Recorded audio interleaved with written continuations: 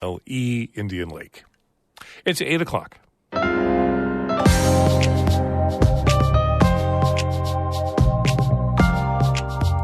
Good morning. This is Northern Light for Monday, July 17th. I'm Monica Sandreski. And I'm Todd Moe. The largest environmental nonprofit in the Adirondacks has a new director. I believe deeply in the power of wilderness and landscapes that are open and wild. I see that being the central theme to the Adirondack Council's work. Rocky Aguirre is the first person of color to lead the Adirondack Council, and we'll sit down with him coming up. The North Country lost a lot of child care providers during the pandemic. Warren and Saratoga counties are the latest counties to help launch home-based centers. Also, we talk with the Thousand Island Art Center's new executive director, Kathleen Ferguson. The center in Clayton recently received a grant for a new arts facility construction. Ferguson says they're committed to showcasing hand weaving and fiber arts. Wednesdays, I talk with the weavers. I look at the incredible work that they're doing and the intricacies of what they're creating, and it's just amazing, and it's so beautiful. All of that and more is coming up on Northern Light. Stick with us.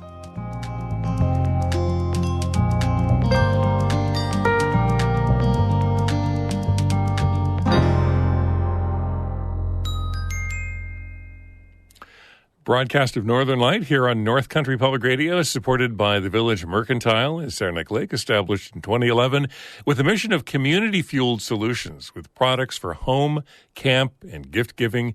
VillageMerc.com, anything but general. And by Apothecary Chocolates, making gourmet chocolates by hand from all-natural herbs, botanicals, and tree syrups. ApothecaryChocolates.com.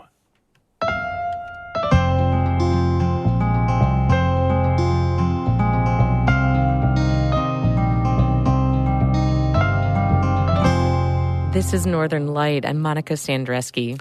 And I'm Todd Moe. The largest environmental nonprofit in the Adirondacks has a new leader. Rocky Aguirre took the helm of the Adirondack Council last month. He's the first person of color to lead the organization. Aguirre's predecessor, Willie Janeway, led the Adirondack Council for about a decade. Aguirre told our Adirondack reporter, Emily Russell, that despite the leadership shift, the mission of the council remains the same. Our North Star is wilderness character, ecological integrity. I'm a former wilderness ranger. I believe deeply in the power of wilderness and landscapes that are open and wild. I see that being the central theme to the Adirondack Council's work.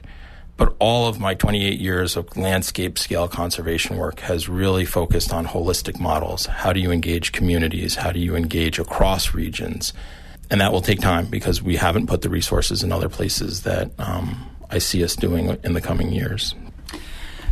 Communities have always been integral to the Adirondack Park. You know, some of these places are really struggling in the more rural pockets of the park.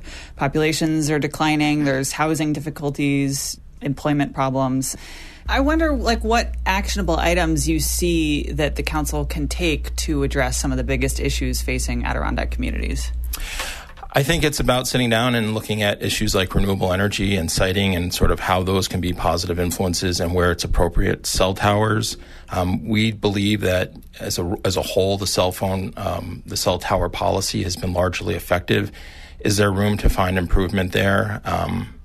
I believe that we can try and do that in ways that, increase that coverage for everybody. And we look forward to being a part of those conversations. Affordable housing. It's trying to see where the intersection is between maybe open space and conserved lands and really trying to find new models that might exist and being a facilitator for models that exist elsewhere or are being created elsewhere. The Hudson Valley has really started to look at how you can integrate green affordable housing into a conservation strategy. There's not an easy answer to that, especially for a wilderness-based organization. But by creating truly vibrant communities to really create the presence and the infrastructure and the support that the communities need, it makes us more effective as advocates for the wilderness that we think is really one of the primary economic drivers for this region. It's what makes this place so special. Part of that, creating vibrant communities and sustainable communities in the Adirondacks is diversifying year-round residents and the people that come to visit the park. The Adirondack Council is part of the Timbuktu Climate and Careers Institute that's starting up this summer. I wonder, if there are other programs that the council is also thinking about to really help diversify the park. Well, the council is a founding member of the Adirondack Diversity Initiative. So we were there at the very beginning. I sat in the very first symposiums that ADI held. As a person of color who has been in the conservation arena for almost 30 years, I know how challenging the diversity question is, especially in hyper-rural landscapes. I also understand the value and the need for that.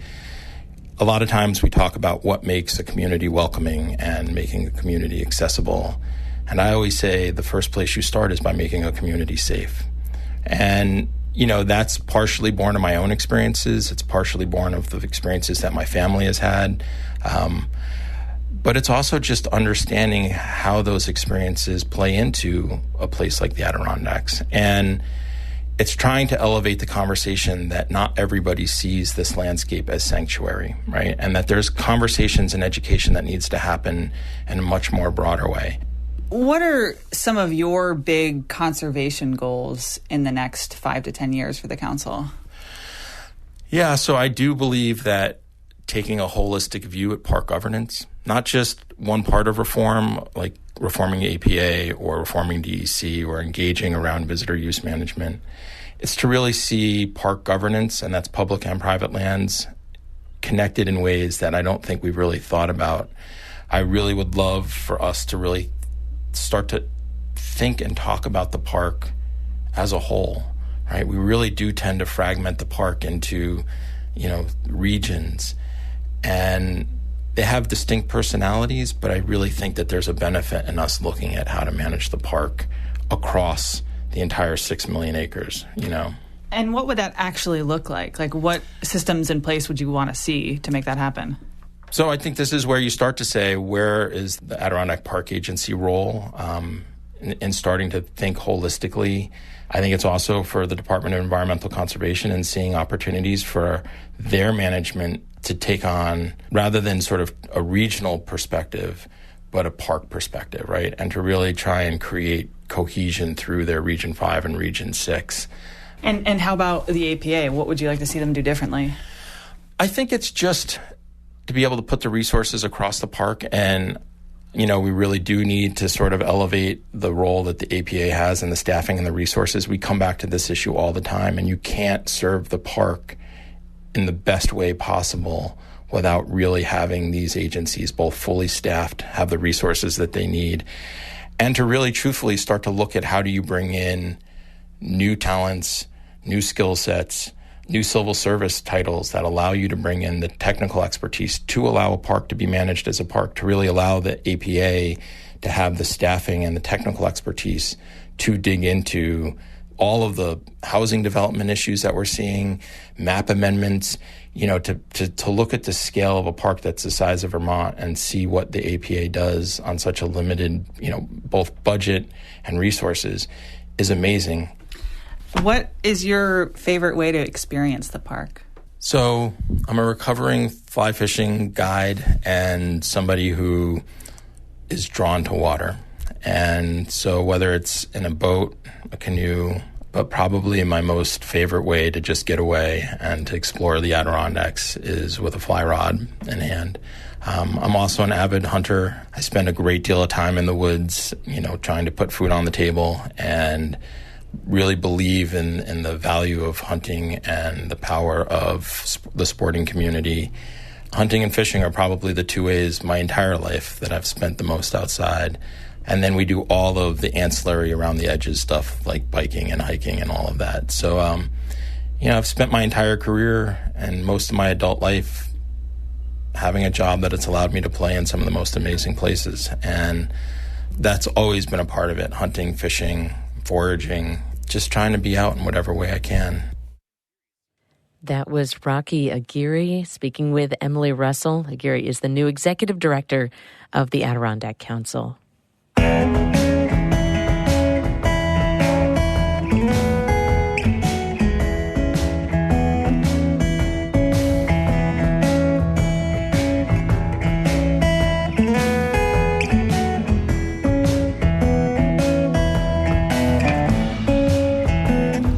You're listening to Northern Light here on North Country Public Radio. It's 10 minutes past 8.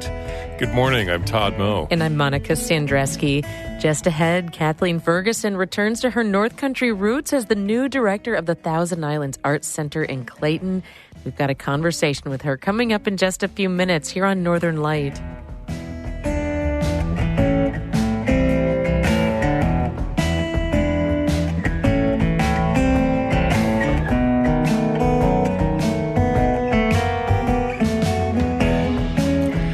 Music by the group Rights and Tongue out of Edwards. You can check out more of their music on our website. They're part of the Underscore Project.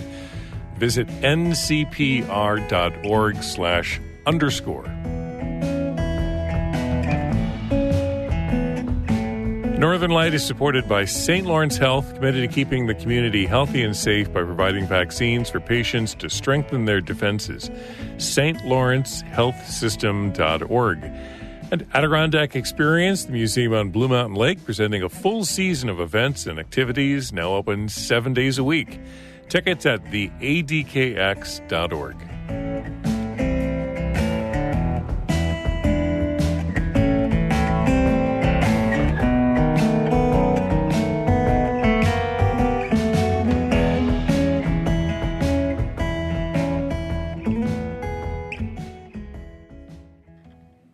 The North Country lost a lot of child care providers during the pandemic. In response, many counties put money towards programs that help support new home-based child care providers. Those are people who run small daycares inside their homes. Warren and Saratoga counties are the latest to launch a startup program. Amy Feiereisel reports. Getting licensed as a child care provider is complicated and expensive, but a new program in Warren and Saratoga counties wants to make it easier.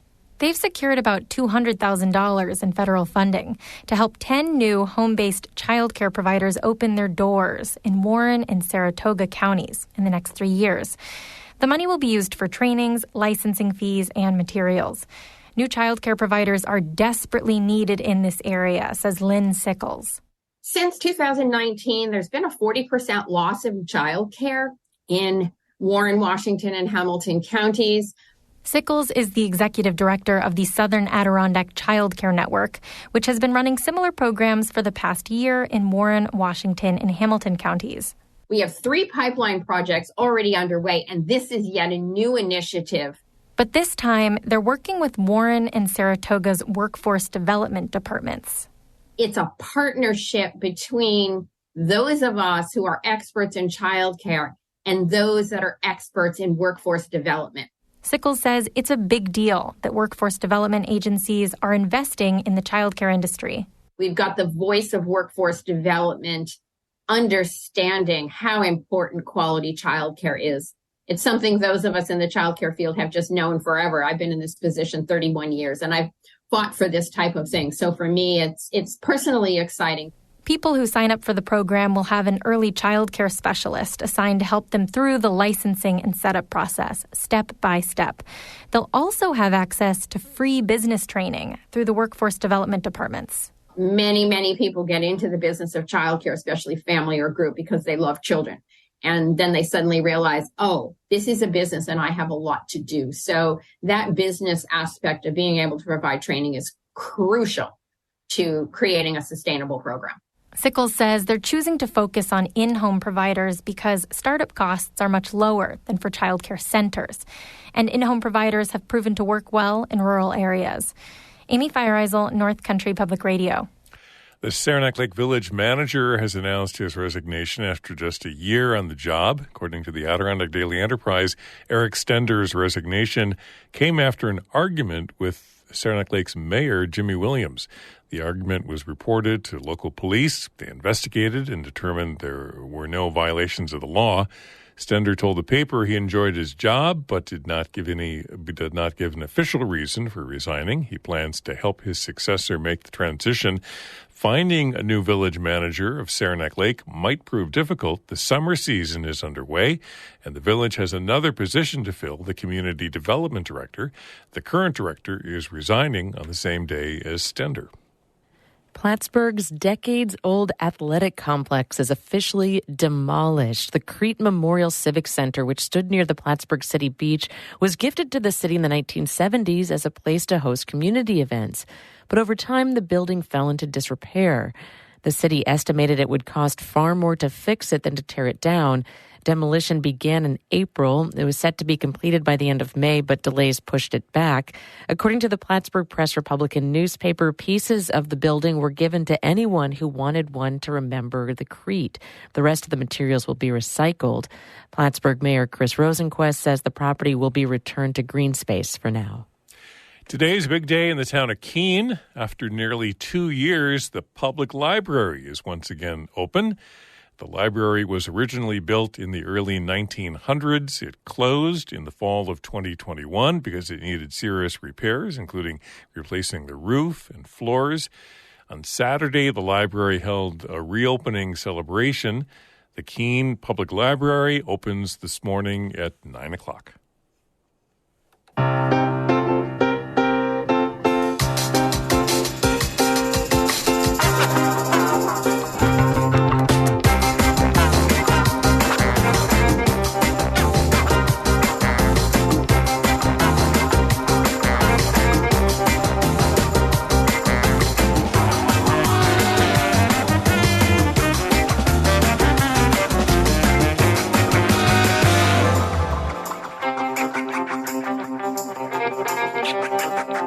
You're listening to Northern Light here on North Country Public Radio. I'm Todd Moe. And I'm Monica Sandreski. Coming up in just a minute, a new director and new ideas for the Thousand Islands Arts Center in Clayton. Then stick around after the show for Bird Note. What makes feathers both strong and light? We'll explore that question coming up at 8:42. But first, Todd has a look at the weather for us. We've got partly cloudy skies, some haze, some smoke from the Canadian wildfires, and air quality alerts for all of New York State today. Some unhealthy air, especially the National Weather Service and EPA say people with heart or lung disease, older adults, children, and teens should choose less strenuous activities today, like walking instead of running, and also shorten the amount of time you are active outdoors. Be active when air quality is better. Again, this is for folks with heart or lung disease, older adults, children, and teens today. The air quality across our region is unhealthy for sensitive groups. That's according to the EPA and also the website airnow.gov. You can stay up to date on the air quality in our region. Visit their website, airnow.gov, for more information. Highs upper 70s, low 80s this afternoon. Light winds out of the south-southwest. And then chances of some light showers starting overnight tonight. About a 60% chance of rain tonight. Lows near 60. Tomorrow, 60, 70% chance of isolated rain, highs near 80, and then partly to mostly sunny skies Wednesday and Thursday. Right now, partly cloudy, 70 degrees in Canton. Kathleen Ferguson's life and career have kind of come full circle. The new executive director of the Thousand Islands Arts Center in Clayton grew up in Redwood, New York, went to school in Alex Bay, and college in Buffalo. Life took her west to Colorado for years, working in the nonprofit and healthcare sectors, and now she's back. Wednesdays, I talk with the weavers. I look at the incredible work that they're doing and the intricacies of what they're creating, and it's just amazing, and it's so beautiful. The Thousand Islands Arts Center is home to the Hand Weaving Museum, a permanent textile collection and library, and 2 dedicated studios for weaving and pottery. Last month, the Arts Center in Clayton received its largest infusion of funding in its history. Governor Kathy Hochul announced the TIAC will receive $2 million from the state to build a new facility. I spoke with Kathleen Ferguson recently, and she said she is ready to help the Arts Center begin a new chapter. We're currently in a building that was constructed in the late 1800s. We don't have enough room for our classes. So like right now, we're renting space for our kids' classes off campus because we don't have enough room here. We have a second floor where we have our hand weaving collection. A lot of that is stored in the library, so we don't have an elevator here. We have a ramp for people for wheelchair access on the first floor, but we don't have an elevator that goes to the fourth floor. So, and it's an old building requiring a lot of repairs. Our gallery space is not ideal. Our collection is really not in a climate controlled area, so it's not ideal where we're storing that either. So we're very excited. We will be building a new facility. This has been something on the board's radar for years now to look at the future and what we were going to do. So we purchased a property on James Street, which is more the kind of downtown area of Clayton. So the plan is to raise or demolish that older home, which is not in great repair, and construct a new arts center. We, as part of our proposal to the state, we had to have some significant matching dollars, which we're also anticipating receiving from an anonymous donor. So we're excited about that.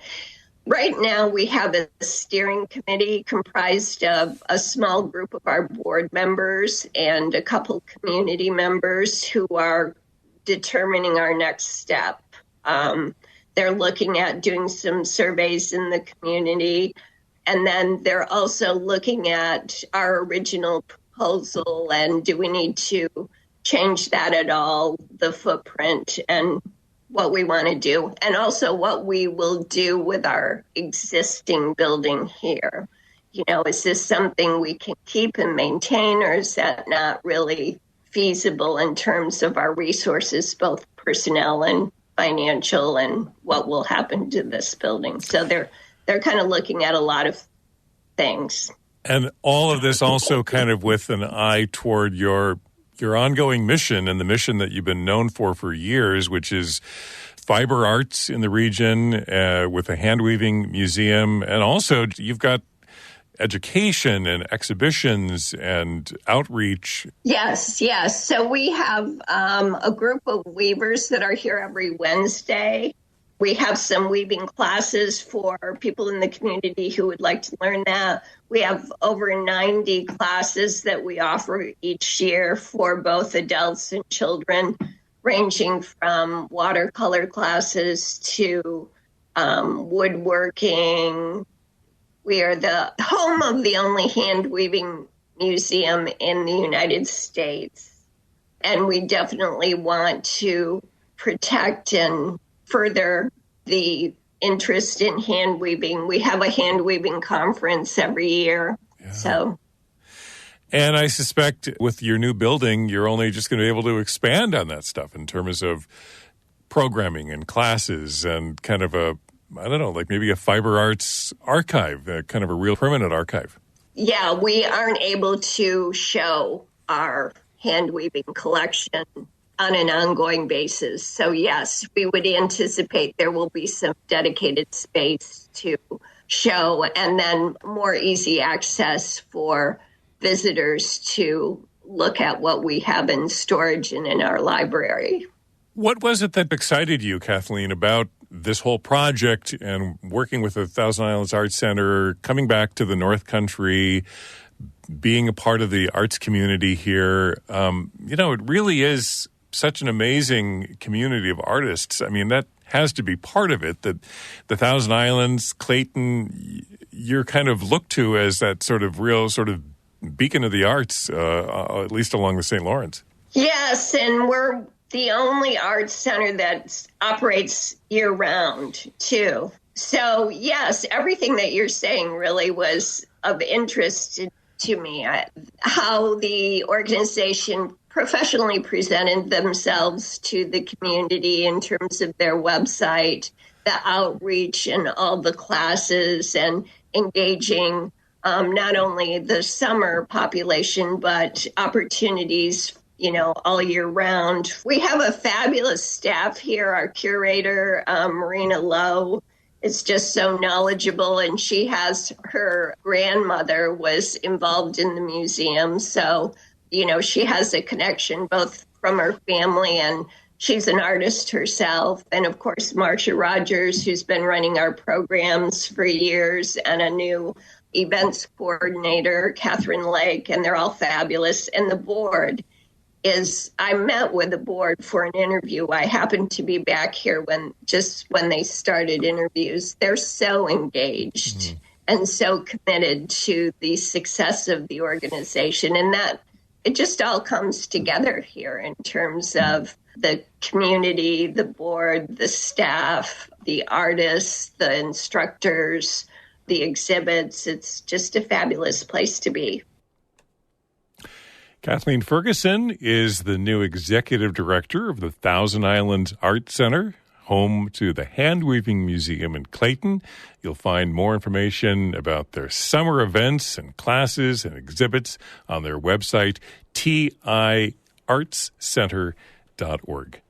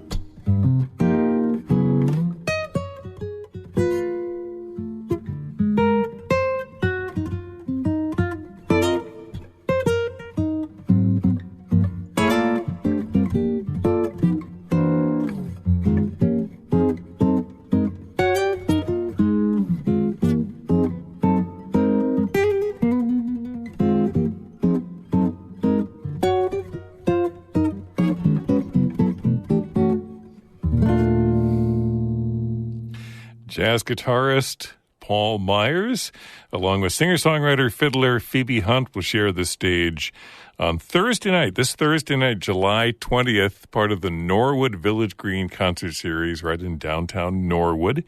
That's Paul Myers and Phoebe Hunt, Thursday night, July 20th, Norwood Village Green concert series.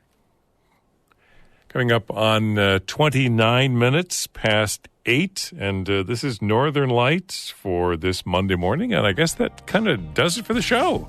I think that's just about it. Yes. Morning Edition continues in just a minute. Then stick around after that for the Marketplace Morning Report coming up between 8:51 and 9 o'clock. The video game industry is bigger than movies and music combined.